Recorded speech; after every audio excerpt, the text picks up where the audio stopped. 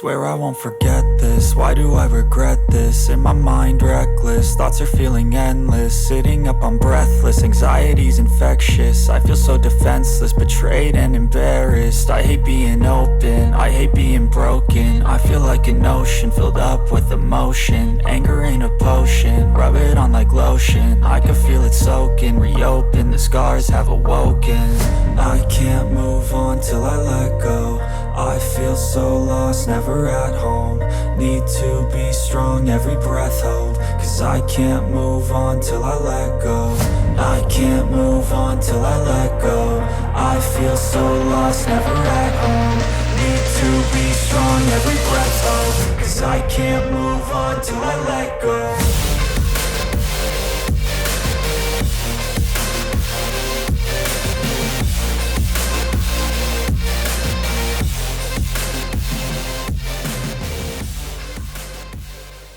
I'm Sarah Booth. I live in Wyralla, which is about 7 k's out of Lismore itself. I didn't personally get affected with my house or my property. However, we did have a really big amount of water throughout Wyralla itself, and the property behind me was pretty much a lake. The township, it went through all the houses and all the farming area in Wyralla on Wyralla Road. It went, really, really high up. Through Wyralla itself, it was pretty traumatising to watch. Like everybody, we all have our little story of what we've seen. I actually live rather close to the Wilsons River, and during the floods for the first 48 hours, all you could hear was cattle screaming because they were drowning or stuck in the top of the trees as they were trying to save themselves. My name is Stella Moroney, and I've lived on this road and in this area my whole life. I'm heading for 62. So I've been in this area, this community, the whole of my life, and up until this most hideous, horrible event, we always talked about the 1954 flood. Well, from now on it's gone to the back of the book, because the sheer horrendousness, I don't know whether that's a word or not. I'm Daniel Jones, and I live 10 k's west of Lismore at Fernside, heading out towards Kyogle. We were heavily impacted here on our hobby farm in the February 2022 floods. We're on a small parcel of land on the end of a little ridge, and at least 90% of our paddocks went underwater. So for the last few months we've had to have our horses up on the edge of the hill, which have just seeded into the ground. Well, we've had to fix the fences, and half the paddocks have still just got water laying in them. It's really affected the quality of the grass. We had to get our stallion injected a few times because he got sick just from the amount of mud that was in the grass that they were eating. And it's been hard for the little farmers, for the hobby farmers, as much as it has for the cattle producers who get all the big grants. The reason I wanted to bring you over here and film over here is because for 5.5 months this was the only dry square of land in a sea of mud and running water. And actually we had big rain in November, and then I got flooded first in December. So it got worse and worse and worse and worse, and the horses had to stand in here through driving rain, everything, and with wet rugs, wet everything. And thankfully I had a bit of hay in between the flooding, and so pretty much they stood in here all the time and I fed them hay. And Chestnut horse there, the bottom of the pecking order, so he's not allowed to stand in the shed. So he stood on that mound right there most of the time, apart from when it was really driving rain. Hi, my name's Kylie Gartside, and I run a horse agistment business in Lismore in New South Wales. We have 86 acres, and about 15 of it's under paddock agistment, and then we run some horses in a herd on the other 30 acres up the back. My name's Narell Powers. My husband Shane couldn't be here today. He's not well at the moment. We live at Modenville. We've been here for about 30 years now. I work in healthcare. My husband's a wood machinist. We've got 70 acres here. We had the opportunity to purchase this land just under 2 years ago when we were thinking about selling our home, and then the opportunity came up that this came on the market. We've always adjusted our horses, so it's an opportunity to have them close at home. We were looking at purchasing our own cattle to run cattle on the property, probably looking at purchasing other horses and having it as a family farm. There's actually a lot of wildlife on the farm, so it's a bit of a wildlife sanctuary, and yeah, have it as a family farm and keep it in the family. There was water hyacinth in the guttering on that corner of the shed there, and prior to this flood event, the highest it ever went was about less than a foot in the shed, and you can see the marks where as it's gone down, it's left marks on the shed, but there was water hyacinth from the creek further up in the guttering, so that shed was completely full of water. And I can't reach if I stand on tiptoes, I can't reach the ceiling. So it was mighty deep. The water just came down and it came under the walls and it just came through here. So I was on the bed with poor old Bunyip and 3 cats. Oh. And she didn't like being on there with the cats, so they got up on top of the wardrobe. And through the flooding, I was in such a state here with seeing the horses plug through ankle deep, knee deep mud sometimes, day after day after day. Okay, so we've been here for 5 years. We missed the 2017 flood just. We bought it at the end of 2017.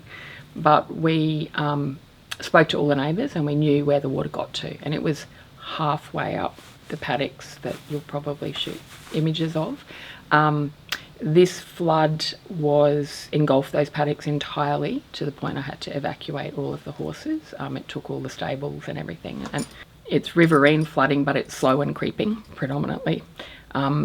So we weren't at risk of animals falling in and being swept away. I could just incrementally move them up the hill.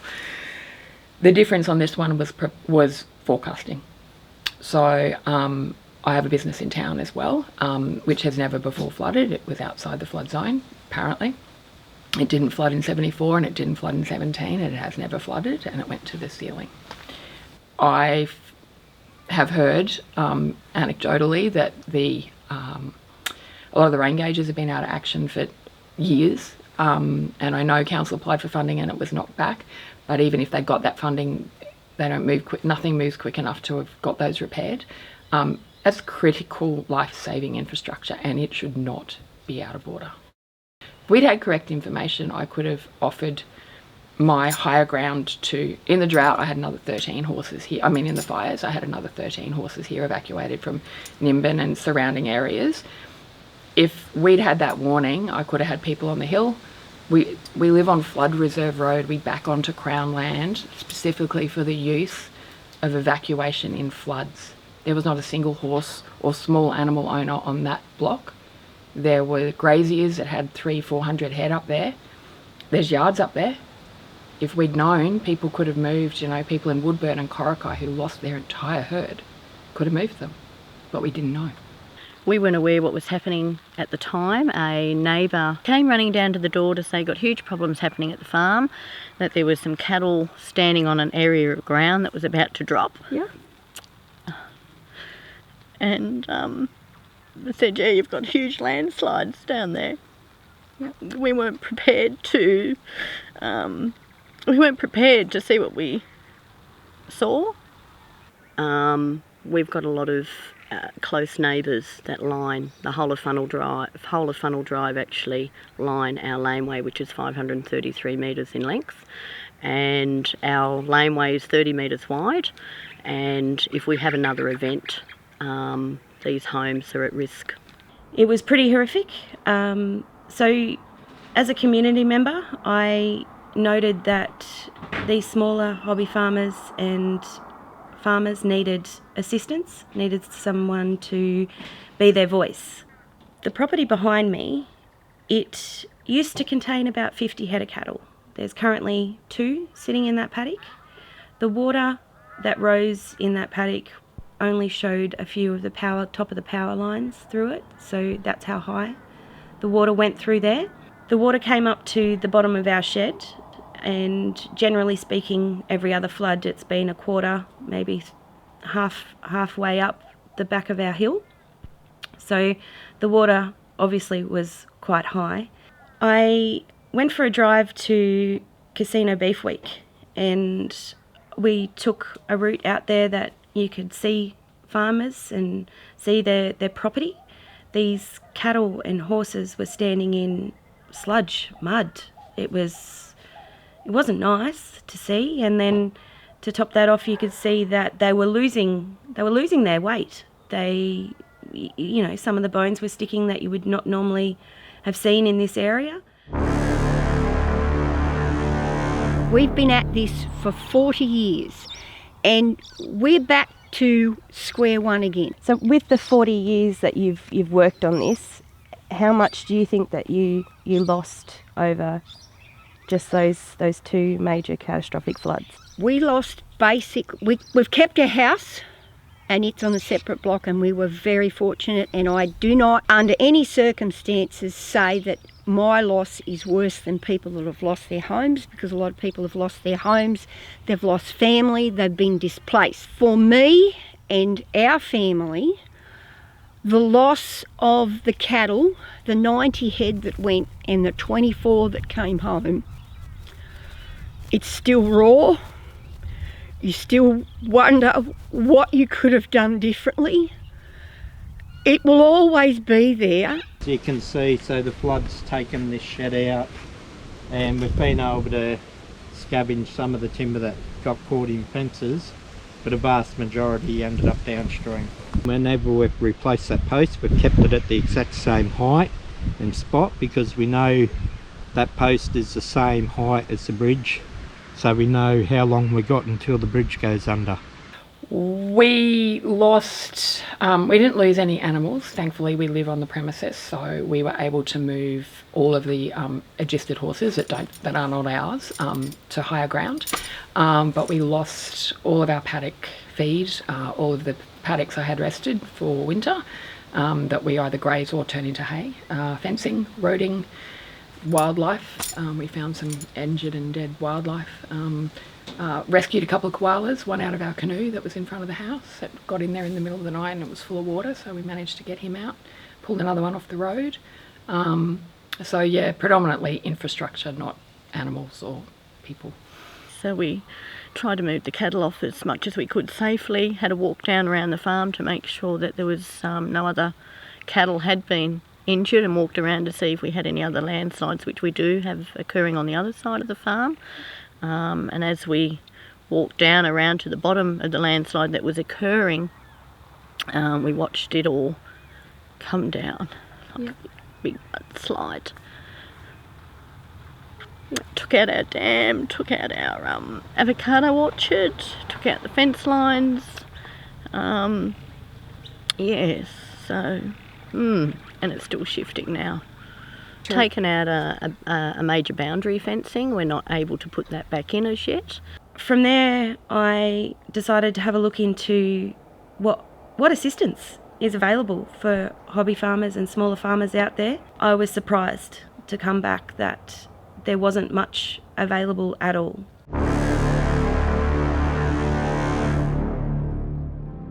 The Rural Assistance Authority has grants and subsidies available. These grants are the Rural Landholders Grant. Many farmers were looking forward to being able to apply for this assistance. However, the eligibility criteria also states that you have to be a primary producer and that this primary production needs to be $20,000 per annum. There is a Natural Disasters Grant. Unfortunately, eligibility criteria for that is that you have to be a primary producer.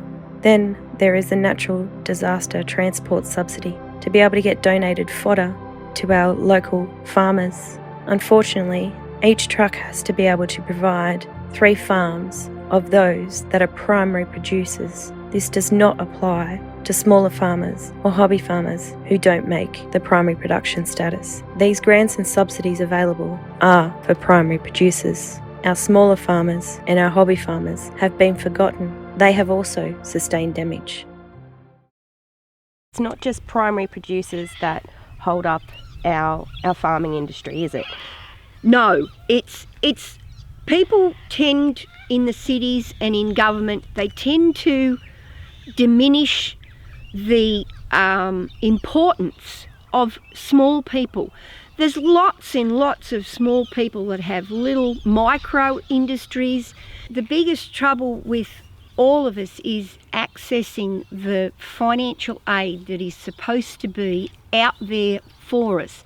Whether you're a little person, a hobby farmer, or you're a big person, you own hundreds of acres, it doesn't make any difference. It is so hard to access. So I thought, well, I will go and see if I'm eligible for a grant. They said, no, you can't get the Back to Home grant because... And then they said, oh, well, I told them about the structures that had been affected, and they said, okay, you could go for that. So thinking that, because there's all these services there, that we could get the grant on its way. And I took documentation and everything, and they went through some of it and started the application. And when I came home, I felt so bad, I chucked the folder that I had aside. I couldn't even look at it. It made me feel so disappointed because basically they said, no, you've got no hope. And every time I think that I had supplied this information, they'd come back and say, no, that's no good, it's in the wrong format, it's this and that. I only have my phone, I don't have a computer, I don't have a printer, and it's very difficult to get information onto a format where you can send it off to these people to say, oh, it still hasn't gone through to Resilience New South Wales because... And I thought, holy smokes, all this time, but every time you get knocked down, you think, look, it's not even worth it, I won't bother. For the farm, no. We fall in the gap of not being a primary producer. So if we ate the horses, we'd probably be able to access something, but we don't. So no, I went to Services New South Wales and up to the hub at uni, and I spoke to all of the different people, and without that primary production status, we weren't eligible for anything, no. We're not eligible. We were waiting for the Rural Landholders Grant to come out, but then we saw that it still had criterias of needing to earn at least $20,000 from the farm. We are just cattle at the moment and have it for the horses, so we don't make that amount of income. Most of our income is off-farm income from our jobs, so we weren't eligible. I have been told you don't fit the criteria because we classed ourselves as a hobby farm for a number of years. We were primary producers. We've only got 50 acres here, which is 21 point something hectares. It wasn't enough to really, again, cover the criteria of being a primary producer, so we gave it up. We just said, no, it's too hard. We actually met the guidelines once and we said, right, that's it. So we became hobby farmers. Look, the people on the ground were doing the best they could. They were working within the policies that had been drawn up. Many of them acknowledged that there was a huge gap in the middle, and they said, you're not we have spoken to many people in your situation, hobby farmers or just rural landholders who might run a little bit of agistment or have neighbours' cattle on board or something like that. But unless I think we needed primary production status and we needed to be pulling in $75,000 from a farm base, from the business, so we weren't eligible for either of those things, which left us in a massive hole with respect to trying to fix everything. And so I did a little bit more research and I found on Facebook Dan Jones. Spoke with Dan from the Disaster Recovery Sheds and Assistance Incorporated, and he was also running a small fodder appeal at the time. Sarah Booth got in touch with me. She'd seen me post because I was just doing a feed appeal to help other fellow hobby farmers as well as the small farmers that don't get the big grants, and she was very keen to make something bigger. and I thought this would be a good opportunity because there's so many little farmers out there that are struggling. They're not getting the grants, they're not getting the extra assistance that the big farmers get, yet they still contribute to the tax. They still sell cattle at the markets, but they're not getting the help. And Sarah said she loved what I was doing and wanted to do something much bigger, and I was keen to support her for that. We need to try and get some help for these guys. So I did a little bit more research. I found an article on Yogi from Kendall Trucking & Co, how he did a drought relief to Forbes in New South Wales in 2018. So I picked up the phone and I called Yogi and I explained the situation to Yogi. I said, you know, these guys, these smaller guys are being left behind. How did you do that run in Forbes? He was such a wealth of knowledge and was on board with me straight away. He couldn't have made me happier. I think I cried after I got off the phone to Yogi. And Yogi sent me through some contacts, and from there I spoke with Adam Meek from Meek Transport. Hi, it's Sarah calling from Lismore, New South Wales. How are you today? I was wondering if you have a spare moment of your time. My name's Adam Meek. I'm the owner of Meek Transport, which is a transport company based in Ballarat in southwest Victoria. I've been in the charity game before. I was with one of the big five out there and did a hell of a lot of work with them, so I guess giving's in my nature. Oh, the support that Adam shown was beyond words. He was on board. He had a wealth of knowledge of how to achieve something like this. Sarah rang me out of the blue one night. I was sitting in Geelong waiting to unload and a number came up on my phone. I had no idea who it was, so I answered it. And yeah, she said, my name's Sarah Booth. I'm from Lismore, New South Wales. You've never heard of me, you've never met me, but I need your help. And I sat down there while I was waiting for my time slot and heard her story and instantly said, I'm in. Put me down. We'll do what we can. I'll see what I can suss out, and we've sort of been in contact ever since. Yeah, from there we just made phone calls. I just made phone call after phone call. The support's there. Some people can't help right now because the trucking industry is pretty bad at the moment. The government didn't really help them much, and you know, we're flooding all over New South Wales and other places up into Queensland, so the crops to get hay aren't there as much as what they used to be. So as much as I may not have got a lot of donations from a lot of places are struggling, but the ones that did come through have come through with open arms, and we have some trucks coming.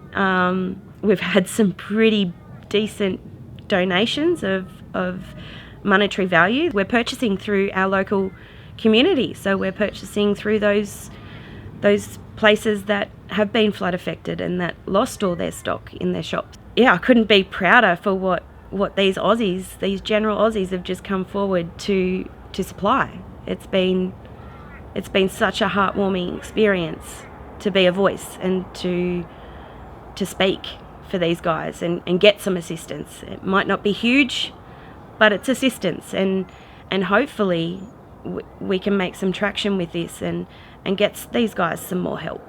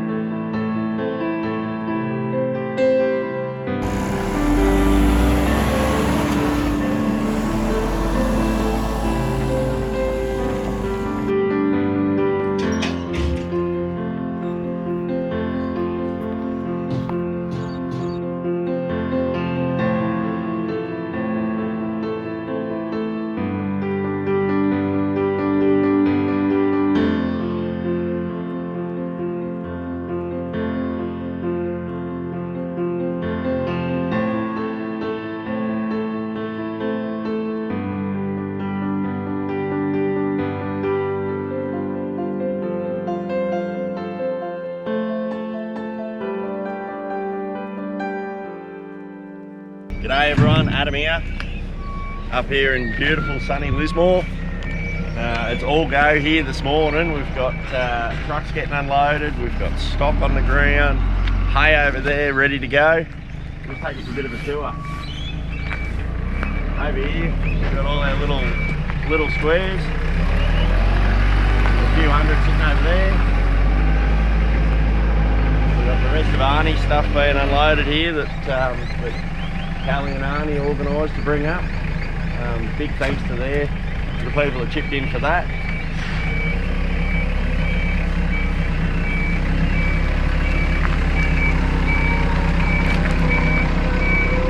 Beautiful Lutheran bales over the back here. Really nice, hey, that. Doing the barbecue, getting set up the back. A few drinks for all our volunteers.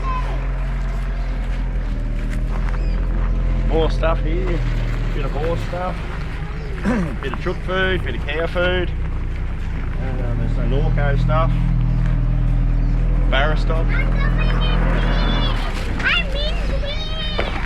And we've got Meek Transport over here. He brought down some 32 round bales from Woods Grain in Gundawindi.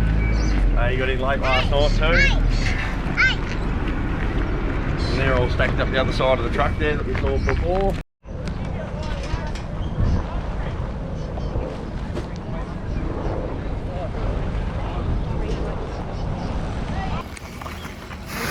How's it going, Adam? Good ride, yourself? Yeah.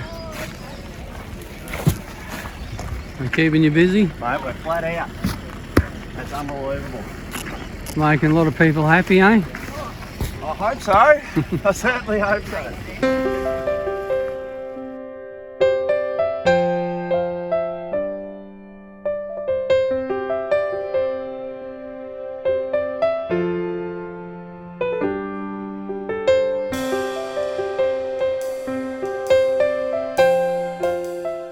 Here we are after the event, and whilst I sit here and I reflect on the day had been a bit of a roller coaster.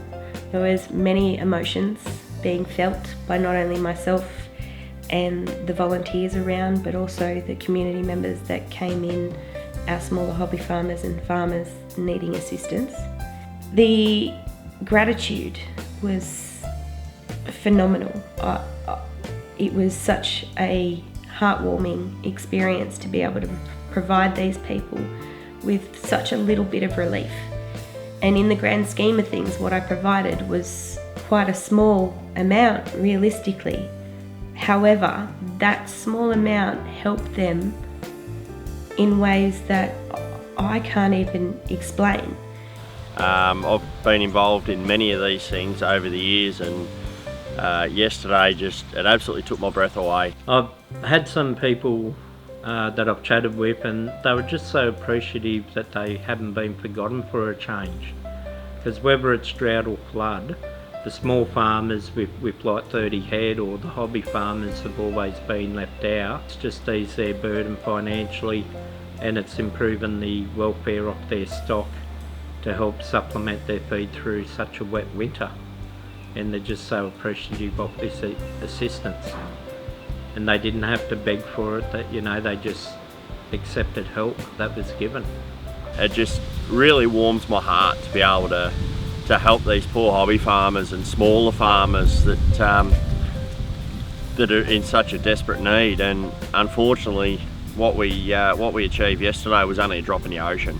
There are so many more out there that need our support and need our help. And hopefully what we started yesterday is the start of something that's going to be very, very big. Now from that survey that I sent out, I had 77 registrants. 75 registrants actually showed up, so I had 2 that didn't attend on the day. However, on the day we also had 20 plus walk-ins of farmers walk in that we're also able to help.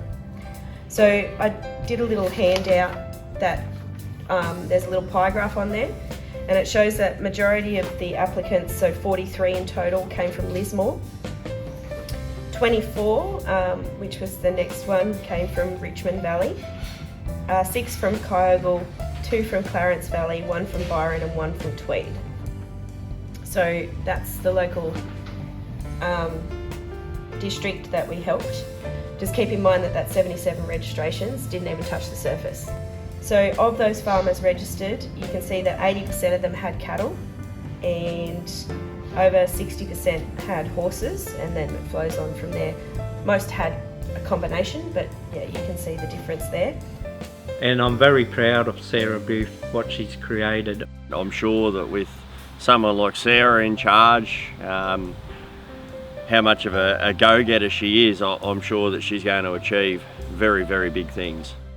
We purchased locally. We spent $10,317.75 at Norco, which obviously boosted their little bit for that month, which was a really good thing. And we spent $8,750 at B&B Produce, who also went through the flood. So it was really good to sort of be able to stimulate our economy back at the same time as being able to help our small hobby farmers.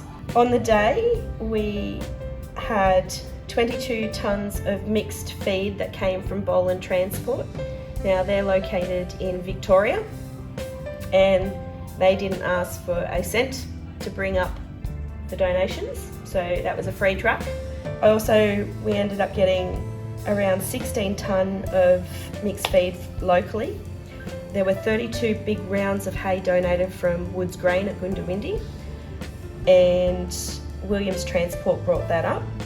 And I had in total 500 small squares of hay purchased locally too. So Rotary provided Aussies Lead for Farmers Feed, $10,000. I am so grateful for everyone jumping aboard and seeing it through, and having the faces there on the day for the barbecue made a world of difference, because farmers were able to go up and have a bit of a wind down. We take a baby step every day. I hate this place now. You put the new calves in and you can't help but see the ones that you lost, that you reared, that you picked out to keep. You have to move forward, because if you don't move forward and start again, you might as well curl up under a rock or in a cardboard box and stay there for however much time you've got left. And I've got a lot of living to do, and we have to keep going. The only way to move forward, unfortunately, you've got to have money. 5 people came with a group that assesses. They had an engineer and 2 electricians that made sure that it was safe to go in the thing, and they went right round the area of various teams, and then 2 people that actually did the assessment. And it made you think, well, those people, plus the people on the other phone, are the only people that are getting any money out of this. It sounds really bad, but you knew that you weren't. And is it worth keeping on going? Because there's that much to do, around the place to try and recover and trying to put in, get things back the way they were. And when they're saying that there's a chance of another La Nina, and, it's a big, huge investment in time and energy. Got a lot of repairs to do. I think purchasing rock and gravel would have to be the most boring purchase on the planet, when you're contemplating spending tens of thousands of dollars on rock to make access to your property, to enable you to run your business. So we look after other people's horses. If they can't get up our driveway, they don't want to keep their horses here. We've got a lot of fencing to repair, and now it's evident to me that we need more paddocks. Like we spell a lot of our paddocks anyway, but most of them are on the floodplain. So I now have to fence additional paddocks. So we'll have floodplain paddocks for the drought, which is inevitably coming, and then I need to reproduce what we have here on higher land to ensure that we can keep our clients' animals out of harm's way. So yeah, we've got another massive spend coming, I guess. It might be achievable, but it's probably 5 years away to get it all done, and I don't think the next flood is 5 years away. Not considering the forecast for the coming 12 months, that's what's really got me and many other people worried, I think.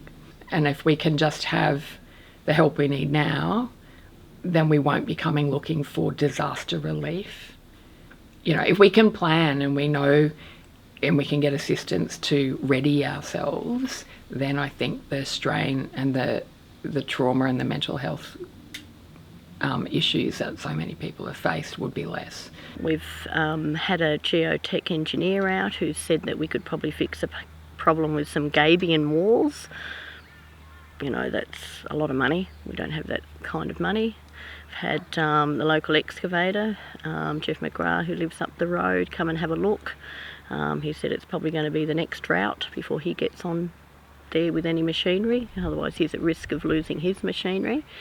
We've had environmental science people out from the Southern Cross Uni who have said that it's probably going to be 2 years before we can do anything with it because it's still shifting. We need to wait for it to do its thing, and probably need to try and stabilise and prevent any further erosion from massive tree plantings above and beside is what we can put in place at the moment to prevent any further erosion. But you know, we're talking, he was saying originally on the landslide you'd probably be looking at planting 20,000 lamandras at $1 each. There's 20,000 there without even any trees to start with.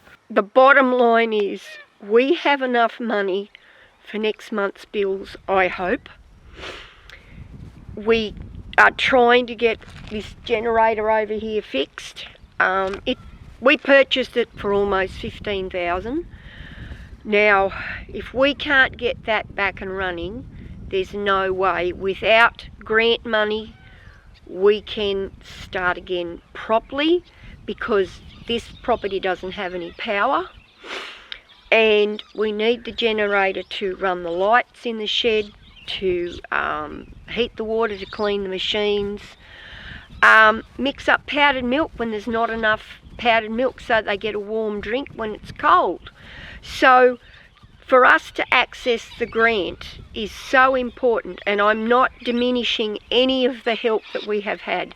The help that we have had from you, Sarah, from lots of people, even people that have just said, I hope you're okay. How are you today? Are you okay today? All that has made a wonderful difference. It makes you feel like as though you count. In terms of restocking, we're not in a position to buy our cattle now. We've had to put all our money into infrastructure. We've lost our internal roads as well. Parts of the property we can't access. There's no land there. We need to build bridges to get across to access parts of the land. There's big gorges in their place. Yeah, it's going to take a long time. We've got fences all our money's been going into fences. The toxicity and whatever was in this flood has a piece of plain wire will not conduct the power from an electric fence.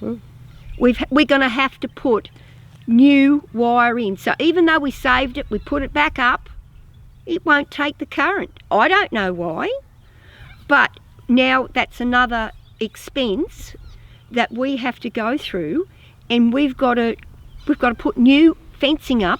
Even though we've got that fencing, it's more money. And when we talk about the toxicity of the water, what have you noticed with your land? How are things growing, and what is growing? Well, weeds are growing. We've got new weeds that we've never seen before. One of them is this little beauty. I kept saying it looked like celery, and it's got a celery sort of a leaf.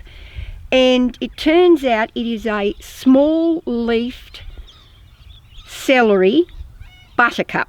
So that's small-leafed celery buttercup, and that's the plant. And it is toxic to grazing animals. That's a bitter dock. We didn't have that before. Now this one here, it is literally everywhere. There's a whole paddock that it's just dirt and this, and it crunches under your boots, and it's CUPHEA, Capia. It is runners, and that it's going to be very, very difficult to get rid of. This one is a needle burr. Now, they're spiky, they're prickly, they have heaps of seeds come on them, they spread just like wildfire, and once they get to a certain thickness, you can't walk through them. The cows won't walk through them. So this is another one that will definitely have to be got rid of. So we'll have to spray this several times, and this comes back to the sort of squeaky wheel or whatever. We need money. You need money for spray now. We had bushfires right through this area, and it not only destroyed everything as far as fencing, infrastructure, everything, and left huge amounts of debris, is that it also affected the structure of the soil. But when it flooded, it would bring with it this thick, toxic looking sludge that was on top of the water and on top of the grass, and it went green and yuck. When the guy came to assess the contents, because I had carpets and furniture and they were all destroyed, but he said it was not worth it to try and sanitise or save any of those contents, because any water that flows across land and goes, especially when there's stock, is so full of bacteria and contaminants that you can't bring it back. It's always dangerous for people's health. Trying to get some drainage in place that will catch the water coming down and channel it away from the living areas at least, and channel it down to the way it should be going. We had all sorts of stuff arrive with the floodwaters. We've got stuff that's not that big a deal, like round bales and fridges and freezers, but we had heaps of drums of unidentifiable chemicals, some identifiable chemicals which shouldn't have been in the water.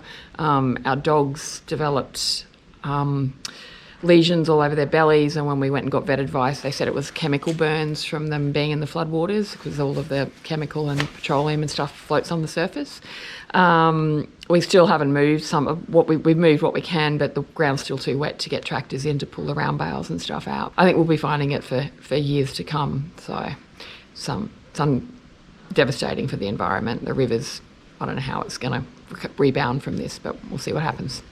The pasture won't return because the toxicity of the water has killed the grass. There's basically nothing left. Over here there was a camphor tree. It's been here for at least 60 or 70 or 80 years in its shriveled up state. It died in 2 weeks before the second flood came. Well, you go back that far, it was probably a little baby around the 54 flood. But this flood killed it in 2 weeks. Whatever was in the water was absolutely horrendous. Anything metal that was in the water, it rusted before it came out. With the replanting, a very major concern of mine is, because of what we saw on the pasture land and everywhere, and because of the rusting of the metal, when we go to replant, are we going to get pasture back from what we've replanted, or is our land basically destroyed by this flood? I mean, how much of the toxicity and the pollution that has come with the water, how much of that has got and soaked down into the soil, and how much of a germination rate are you going to get? What's your growth rate going to be? Are we going to have to plant something entirely different that can cope with what has happened to the soil? But we don't know what's in it now. And has anyone come and done any land swabs that you know of around your farming community? No, not that I know of. And then I went to this wonderful truck bus set up with computers and beautiful desks and nice people. The minute I said, it's not my house, it's my property, I'm a hobby farmer, oh, we can't help you. We can't help you. And I left that bus in tears.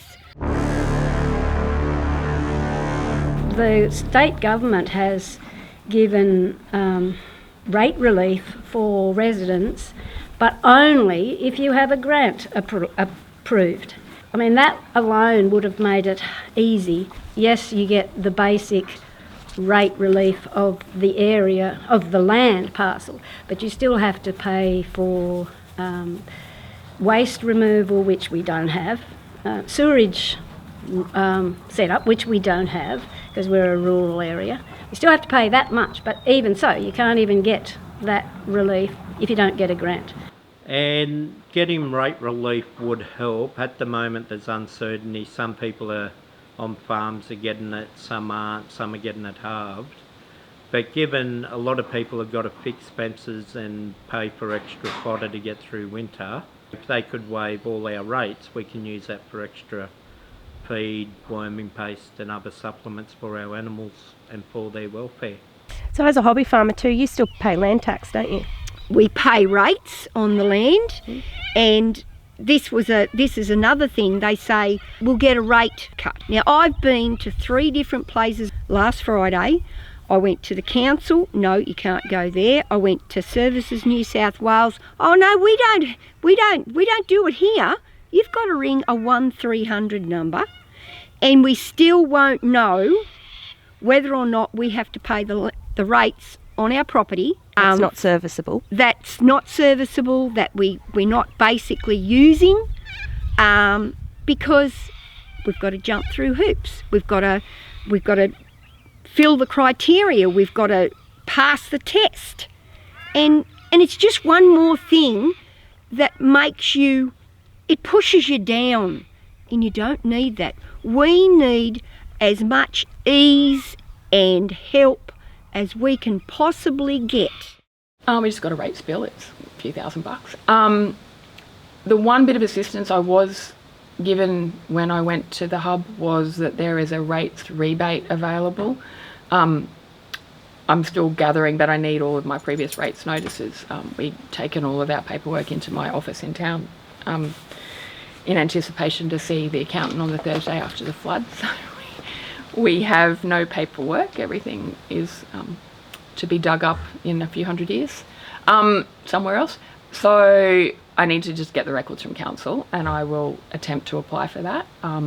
But the amount of attempts to apply for stuff, there's only so much people have left in them to go through the hoops, to re-explain their story, to relive it, to prove their identity, to prove their everything. So when I applied for funding for my business in town, they kept ringing me back saying, "Where's your accountant's letter?" And I said, well, my accountant's underwater. Like, I don't think people really understood the fact that you couldn't just materialise this stuff. I've had friends asked to produce their birth certificates when they don't have a house. Every item they own got swept away. So I think there needs to be a more proactive, instead of us trying to prove our existence. We all do pay rates. We all have a Medicare number. It's all linked to our address.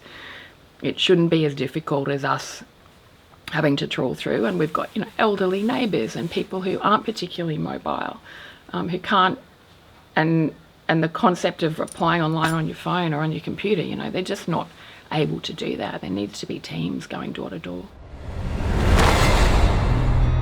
I've seen a lot of change, been through a lot of pain. Some things are not the same as they were a year ago. Do you have any issues, like with PTSD or mental health due to the excess rain that we had? I do. When we get storm cells or storm warnings, it does bother me, but I also receive a lot of calls from people I'm helping that they're just stressing out. The minute there's a potential flood warning issued, it is just causing so much stress and anxiety for so many people. I'm also caring for my best friend, and he really struggles when it starts to rain again. He gets really upset by it and anxious about it. I still haven't been approved or got to a point where it's even looking like it will be assessed properly or approved. And as I said, because there's a gap in between, you feel really bad when they say, oh no, it's not good enough. It just became so hard to get going every day. But I'm very, very lucky. Horses keep you grounded, and they give you a reason to really... I had to look after them, and every day I would get up and I'd spend hours doing their feet every day to try and keep them together, try and keep them happy, try and keep them healthy. It's been such a long... If the sun hadn't have come out, nearly 8 months later, I don't know whether... Well, I wouldn't be still here. I'd be somewhere else if I could. It's exhausting. You know, you're trying to care for your own farm, your own animals, other people's animals. You're trying to do... My husband trying to do his normal job. We're trying to rebuild the farm. We've got 2 kids. You're trying to keep everything as normal as you can for them. So you're essentially working 3 jobs, and then you're meant to queue up for hours or spend time, you know, the middle of the night online trying to access this stuff. I mean, it's just too hard for people. You're exhausted mentally and physically, and it's beyond. I know people that have just given up. They can't do it. I'm also a nursing student in my last year of Southern Cross. I graduate next Tuesday. Well, my last day at uni is next Tuesday. Yep. When this occurred, the cows were calving at the time. The owners of the cattle had enough problems at their own farm at Eltham. So I was riding out at first light before my 7 o'clock shift, riding out at last light of an afternoon to check on them to make sure their calves were going to arrive safely and trying to keep feed up to them. We've been fencing in knee-deep mud and walking through, our boots getting suctioned off in stew-like mud all through the farm. We've had to be able to get around on foot, not able to get any machinery or vehicles onto the property when it's wet. And when the event happened, the uni had just started back and I was going to defer. Too overwhelmed, but pushed through. For my husband's mental health, it was somewhere to come to be. He was happy. He could puddle around and de-stress from a job at the meatworks, and that was really important. So it wasn't the money, it was the mental health, and because mental health is something that people want to hide from. They don't want to let anybody know that you have a problem, because there's not a bandage on your arm. That you're not walking around in a plaster cast. Mental health is hidden. Every time it rains, we cringe to think, how much more land are we going to lose? It's raining now, which kind of puts us on edge, because there's another part of the land too that's shifting at the moment, and that's going to cut us off from our other creek access. It's just causes so much anxiety, we can't sleep at night. You mentioned that your husband struggles to come down to the farm? He does. He doesn't feel like he wants to come down anymore. During our fencing too, down at our, what we call our mud pits, now looking like a rock pit, but during our fencing, hubby actually fell over and on the rocks hit his head and broke a couple of ribs. Had to take him off to ED. My well-being, I was happy one day. I was really happy. The next day, all I could do was cry. I can't listen to rain on the roof. It frightens me. We had a shower last night. Is it going to rain again? And when you have grown up with a tin roof and rain always made grass grow. Rain was a good sound.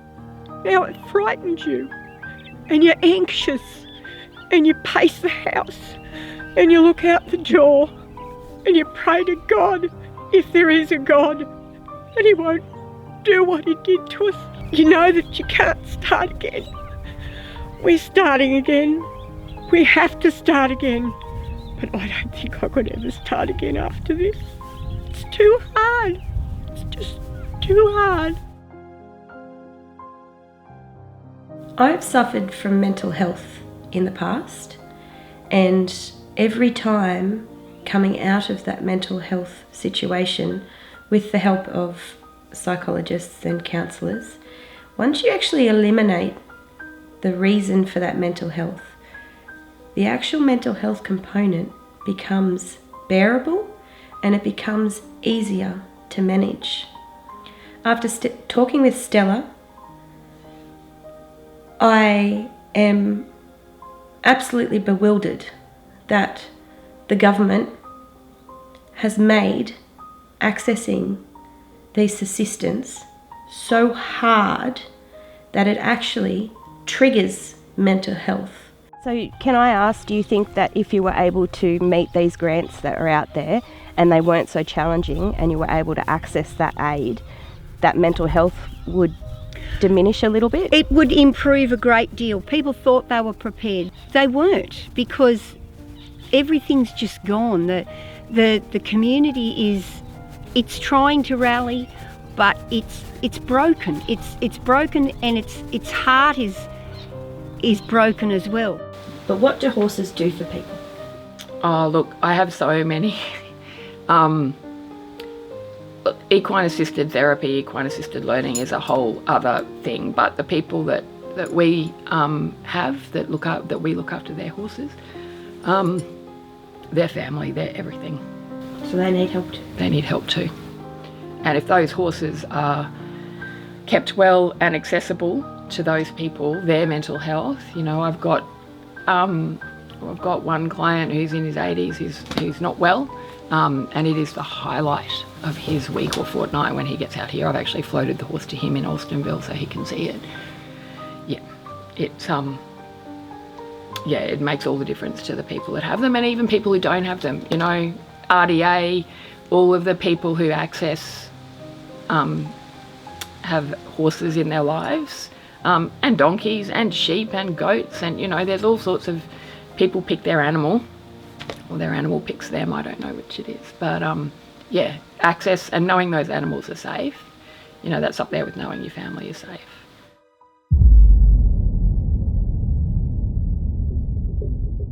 I don't know if there's a pilot project out there that can help fund trees to prevent the further erosion.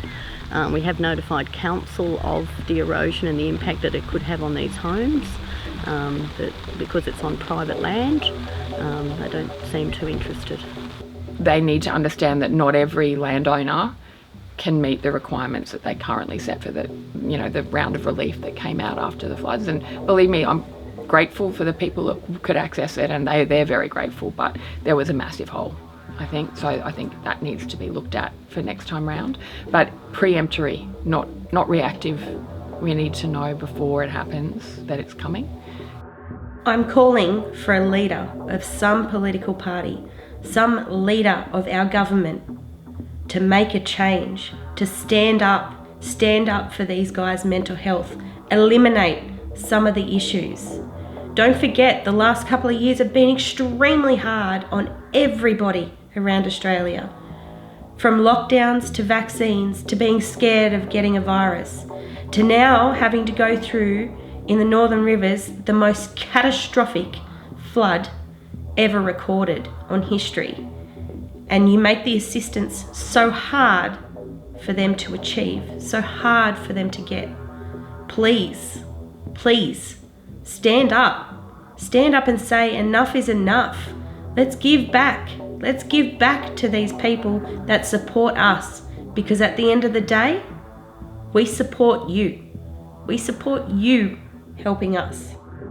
Stand up and lobby for change for the Rural Landholders Grant. The eligibility criteria of primary production status be scrapped from this. Allow ordinary farmers, hobby farmers, small farmers, primary production, doesn't matter. Allow them all access to this Rural Landholders Grant. That's what it says, Rural Landholders Grant. Take out the primary production status. Allow those to be able to apply for this grant. The other thing that needs to be changed is if companies are willing to donate fodder to help our farming industry stay alive and donate to smaller farmers and hobby farmers, we should be able to access the natural transport subsidy. Why does this have to be for primary producers only? Why can't we help all farmers, inclusive of one another? I call out. There are two small changes that can be made. These changes can be so life-changing to our farmers. We vote for you. You need to be able to stand up for us. I think that we've all had enough. Keeps you up at night, yeah. Make all the demons quiet, yeah. We were built to thrive, yeah.